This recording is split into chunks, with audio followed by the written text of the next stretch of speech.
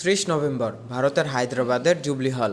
একজন বলিউড আইটেম গার্লকে দেখার জন্য 500 লোক টিকিট কেটেছেন। সেখানে ডিজে শোতে অংশ নেবেন সেই তারকা। তাকে এক নজর দেখার জন্য প্রতিজন টিকিট ক্রেতা 7,000 টাকা খরচ করেছেন। কিন্তু আয়োজকরা জানালেন সেই বলিউড তারকা আসবেন না, তার স্বাস্থ্য খারাপ। কিন্তু ওই তারকাকে দেখার জন্যই টিকিটের জন্য এত হাহাকার ছিল, সোল্ড আউট হয়ে গিয়েছিল দ্রুত। আয়োজকরা পরে টাকা ফেরত দিতে ঝামেলা করেছেন। পুলিশের অনুমতি না থাকায় শো করতে দেওয়া হয়নি সেই তারকাকে।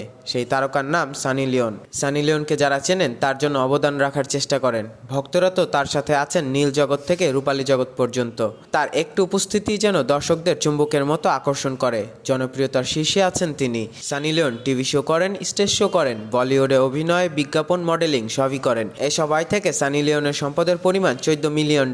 তিনি শিশু ধাত্রীবিদ্যায় পড়ালেখা করেছেন। সেখান থেকে বিনোদন জগতে, পরে নীল জগৎ, সেখান থেকে আসেন বলিউডে অভিনয়ের জন্য। 2011 সালে মার্কিন নাগরিক ড্যানিয়েলকে বিয়ে করে মুম্বাইতে থাকছেন 43 বছর বয়সে সানি অন্যের গর্ভ ভাড়া নিয়ে আসের নোয়া নামে 2 সন্তানের মা হন। তিনি নিসা নামে একটি মেয়েকে দত্তক নিয়েছেন। সোশ্যাল প্ল্যাটফর্মে প্রায় এমন কৌতুক করা হয় যে সানি লিওনের কাছে ফোন করে একজন প্রতারক কিছু রুপি চেয়েছে। প্রতারক হুমকি দিয়েছে, বলেছে কালকের মধ্যে 2 কোটি রুপি না দিলে সানি লিওন তোমার প্রাইভেট ভিডিও ফাঁস করে দেব। যতদিন বাঁচুন আনন্দে বাঁচুন, মানুষকে সম্মান করুন, ব্যক্তির পরচর্চা বন্ধ করুন।